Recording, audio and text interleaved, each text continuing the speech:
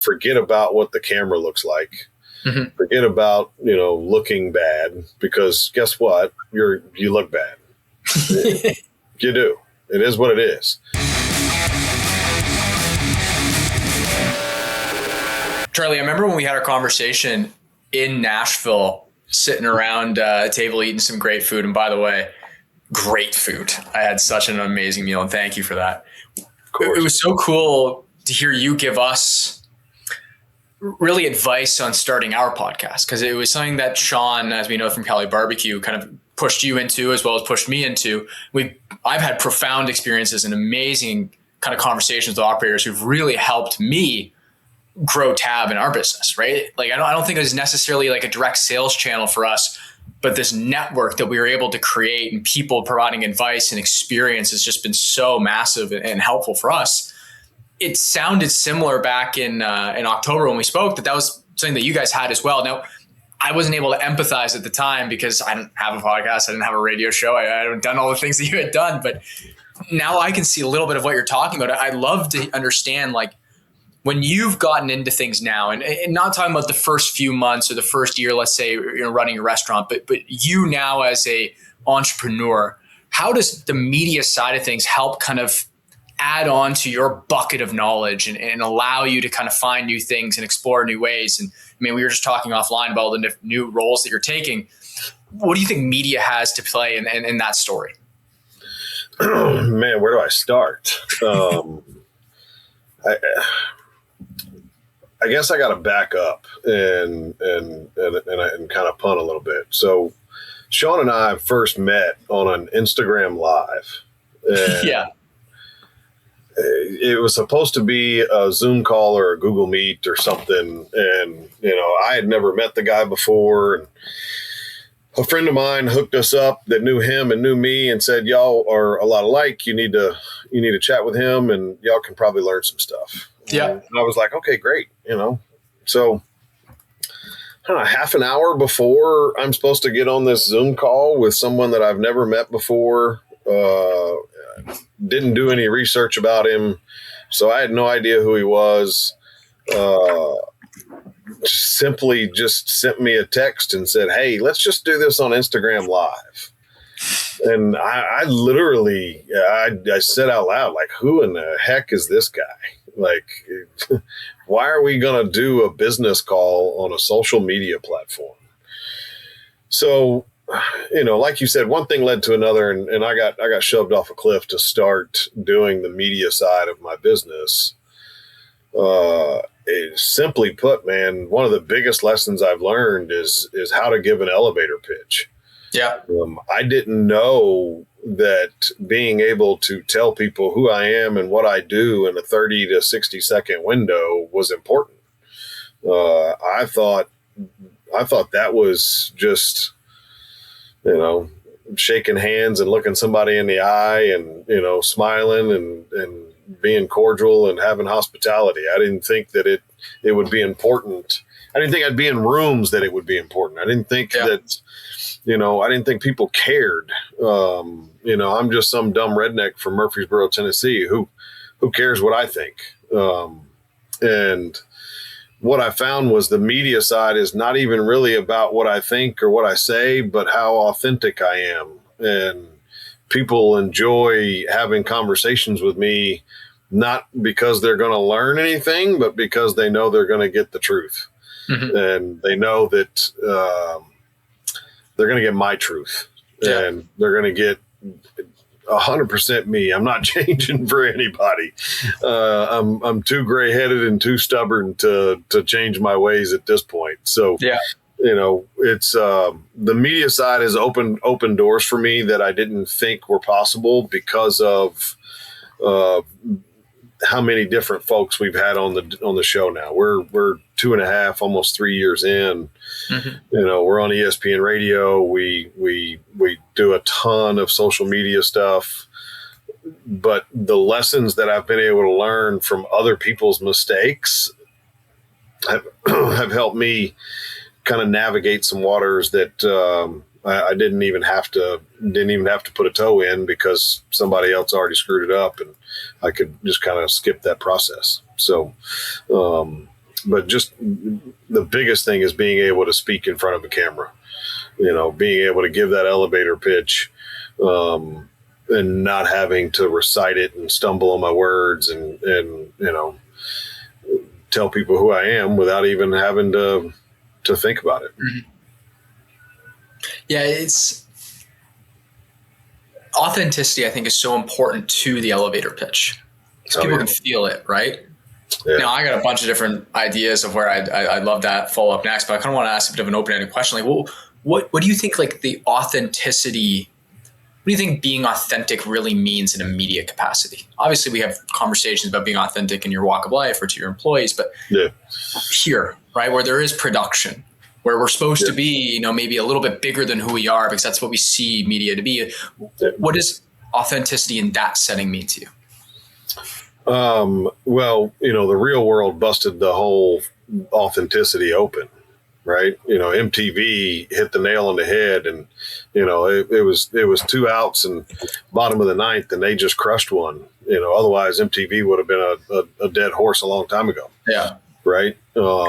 So Jersey Shore. Look at that show. It was a train wreck just waiting to happen, and because of that.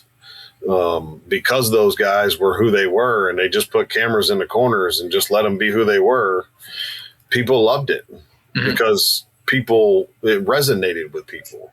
Yeah. And that's what, look, I tell my producers and editors all the time, I say a lot. Don't edit it out. Don't make me sound more fluid than I am.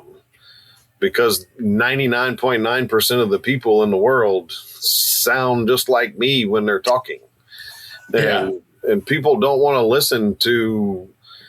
It's cool to hear somebody speak normally, right? Like, I mean, if you look at some politicians in the world in past, present, and future, guys that are on the meteor rise of fame can speak super eloquently and stand in front of a podium and spout off a 10-minute speech and never miss a beat, right? But there's something special about the guy next door. Yeah. The conversations you have around a grill drinking a beer are not edited. Yeah. They're real. They're authentic. They're who that person is. And I just truly believe the day I stopped researching the guest coming on my show was the day that my show started being fun. Yeah. And was I'll never forget the first episode that I had, and I got a couple hundred views on YouTube for a long form video on YouTube. That was incredible for me. Right. I mean, I was getting 5 to 10 views on my videos when we first started out. And a couple months in, I just said, screw it. I'm just going to start being me. I can't rehearse all of this, and I'm not getting anything done. It feels weird, and I don't like the conversation, and it doesn't feel like a conversation. And that next show, we got a couple hundred views, and it showed, right? Yeah. I mean, for us, it was a 300x on what we were doing comparative to what we did. So, when you do that and it resonates, people like people. They don't like canned answers. Yeah. It's true, right? Like we've all met very impressive people, and you see them speak on stage and you go, wow, what a wordsmith, right? Like, wow, so captivating. And then you might also go grab a beer with that guy later or that woman later, and they sound completely different. Yeah. But that's that intimate setting. You're like, all of a sudden you're sharing things, they're sharing things, and like you're getting so much more. It's like, sure, this speech was great and was well rehearsed, but if people heard that other version of them, like maybe they'd love it more. I mean, you're now learning more about them and you're sharing more about them. And I think for me, authenticity has always been about being so unapologetically yourself that you show the roadmap to the other person how to be unapologetically themselves as well.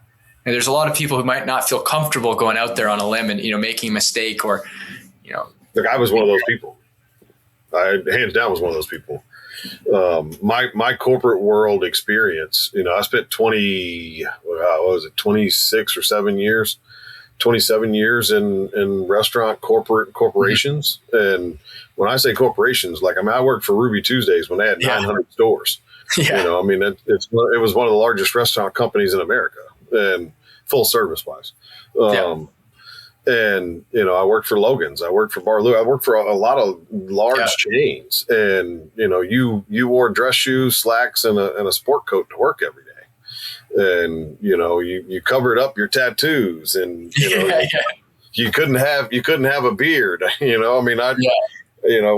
all the things, and you were very polished. And I found that in leadership, in my corporate days, that people respected more the fact that I was just raw, and I wasn't mean, rude, or disrespectful to people, but I didn't hide behind a bush and try to throw softballs at folks. When you were screwing up, you were screwing up. When you were doing great, you were doing great. Right. So it's, I think it's the same thing in media today. Is if you can just go out and forget about what the camera looks like, forget about, looking bad, because guess what? You look bad. You do. It is what it is. I'm not Tom Brady.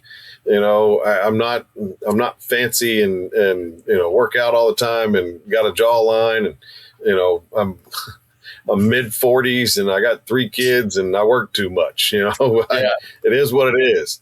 But I can tell you and teach you some life lessons about business, about food, about relationships. People care more about us showing up and doing things for them than they would ever care about, me having a polished speech and using $5 words. You know what I mean? I got a couple 50-cent words that work just as well.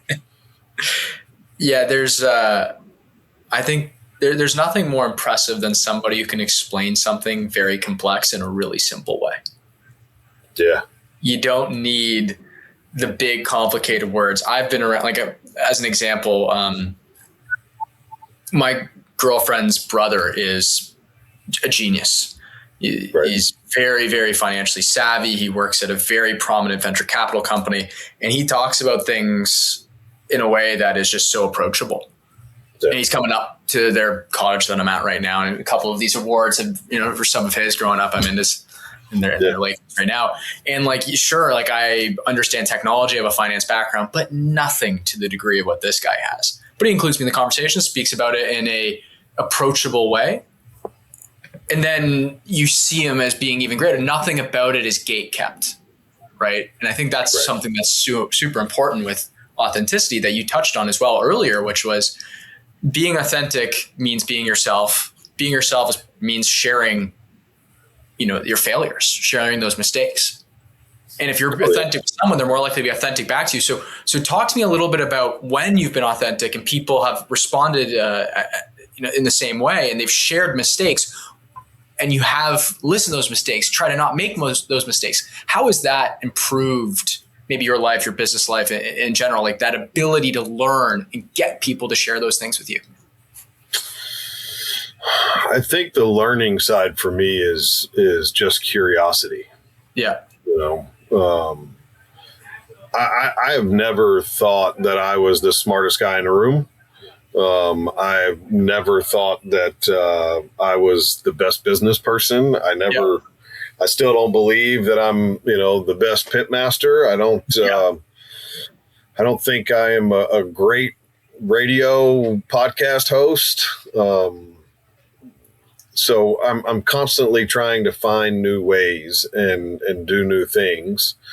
So I ask a lot of questions, and asking those questions, asking the question is not enough. You have to be able to listen to the answer. Yeah.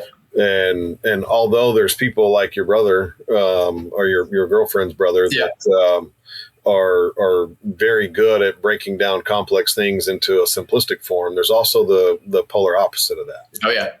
And just because you use words that I can understand doesn't mean I understand the words that you use. Yeah. So, sometimes hearing things or asking the question is not enough, but you actually have to hear what is being said. One of the lessons I learned when we first opened this business was we had a food truck, and the food truck has what's called a gray water tank, and then it has a clean water tank.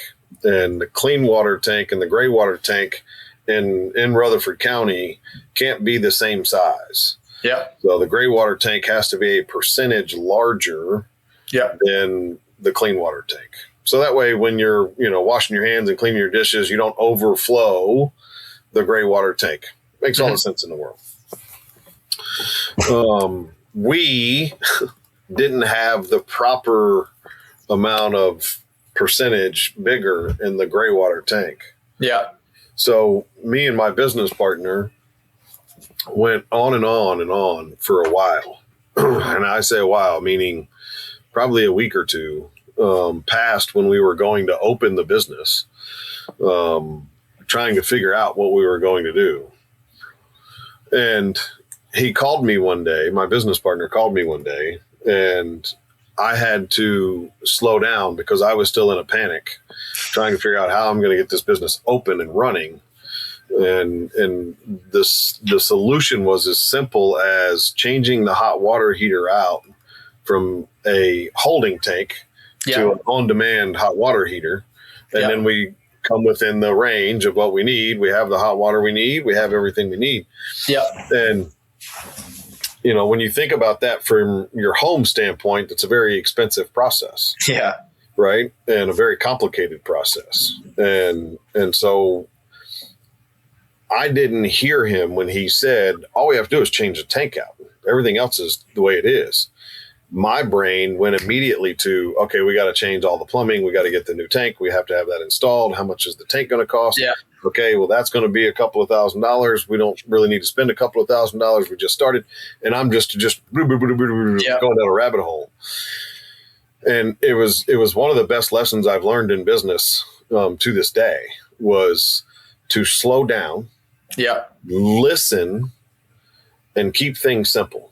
Yeah. And when you're keeping those things simple and you listen to the words that other people are telling you, a lot of the times the solution to your problem is just laying right there on the surface. Yeah. And so it's one of the things that me and my business partner talk about every time we have a problem today. Literally every time we have a problem in our business today, that gets brought up. Yeah. And one of us will say, okay, let's pause. All right. We're both getting a little amped up. Let's figure this out. Keep it simple. What's the problem? Yeah. What's the solution? Okay. How do we get there? Right. All right. Well, that didn't work. So what's the solution? How do we work backwards and get there? Yeah. And if you try to go at it from one angle and you don't get it and you come back at it from another angle, a lot of times you'll find what that simple solution is and move forward. And it's not as hard as you think it is. Yeah. It's we all have that ability to run with an idea and make it more complicated than it really needs to be. Yeah. Are you familiar with the Dunning-Kruger effect? I've heard that before, but I don't remember what it is. It's a $10 term for what really means, the more likely of two scenarios is the likely scenario. So when you hear hooves, you don't think zebra, you think horse. Right. And I always say that to myself multiple times a day, right? You start catastrophizing something and then, all right, what's the more likely of this scenario, right? You send the wrong email. Oh, it's going to go to this person. It's going to go to this person, or they just don't open it. You know what I mean? That happened to me last week. I sent an email to someone. I'm spiraling out of control. And I was talking to my boss, Ty, and he goes, dude, he's not going to even open it. 2 days later, a guy emails me back being like, hey, you never sent this email. It's it happens. Yeah, I mean, that's just people. So I think one thing that I've learned a lot of is listening to other people's mistakes, to your point, and just listening, right? And taking that in and not thinking that you're bigger than or holier thou or anything like that is a great way to not make the same mistake twice. And to your point as well, you learn how to simplify things. So talk to me a little bit now, like you've got a business, you got multiple businesses, right? You're volunteering in multiple businesses. How does that like taking the simple approach help you as a leader? And how has that helped you maybe grow and manage multiple different teams in multiple different capacities? Just keeping it as simple as possible, man. There's 24 hours in a day. You got to sleep some of those, right? Yeah. You got to eat. You got to take time for yourself. The world's not going to end if you don't finish a project today. Yeah. This Veterans Day parade that I'm trying to put on is a massive undertaking, but when you really think about it, it's very simple. I need $100,000. I need 75 volunteers. Yep. I need police force. I need music, and I need participants. Yep. That's it. So, now take that. You got 6 or 7 different things that have to be worked on. Mm-hmm. You can't be in 6 or 7 different places at one time. Mm-hmm. So you need 6 or 7 people immediately to go even begin. Mm-hmm. So that's your first problem, right? Go find 7 people. Yep. So, I found 7 people. All right. Person 1 is going to do X. Person 2 is going to do Y, right? Yep. And you go down the list. All right. Well, now my job has changed. Now my job's not to put on a parade. Now I'm a project manager. Yep. Right. So now it's okay. I need to create a system to follow up with those people. Yeah. So, okay, well, one of the people that I have on the team is in charge of creating all of the data and spreadsheets to follow up with that stuff. So now it's on my calendar. Okay, follow up with this person here. Follow up with this person here. It's a 5-minute phone call. May not even be a phone call. Might even be a text. Yeah. So those things, when you start simplifying how to do things, it becomes a whole lot easier to run multiple projects at one time. Oh yeah. And my job's never been about anything other than creating community. Yeah. Well, on the surface, that's a vast project, right? That's a humongous thing to accomplish, is to create a community. 1 that's going to provide value, 2 that's going to give you any kind of financial gain to support yourself and your family, and 3 to make an impact is all kinds of different pillars there. But when you really break it down simply, it's just getting involved. Mm-hmm. And there comes a point to where you physically can't do anymore. And I've learned over the last couple of years that I'm probably personally at my limit of what I can physically do. So I have to teach people how to do the things that I do, so I don't have to do them. Right. Yeah. I'm teaching my son how to cook barbecue, so I don't have to cook the barbecue. Yeah. I got another gentleman that I just hired on my team not too long ago that I'm teaching how to cook barbecue. So I'm not cooking the barbecue. He's going to cook it just like I am. And then once I'm comfortable with him cooking it just like I am, then okay, well, now I can fully step off and I don't have to have my hands on that anymore. So great. Yeah. Now what can I pick up to advance the parade? What can I do to advance the media company? What can I do to advance our nonprofits? Those things, it's all about teaching and developing others so you can do less and more of other things. Yeah. Right. There's always something you got to pick up, but your plate, if you're doing it right, your plate's always full. Now when I say my plate's always full, that doesn't necessarily mean it's full with work. It could be full because I have, a baseball tournament this weekend that I'm going to go hang out with my son and watch him play. Right. So I can't work on fundraising for the parade or sponsorships for my show or,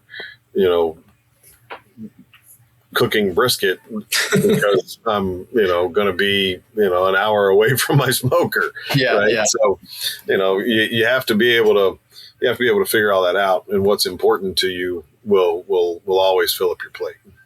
I agree. And the ability to break something down into small, manageable portions, digest it.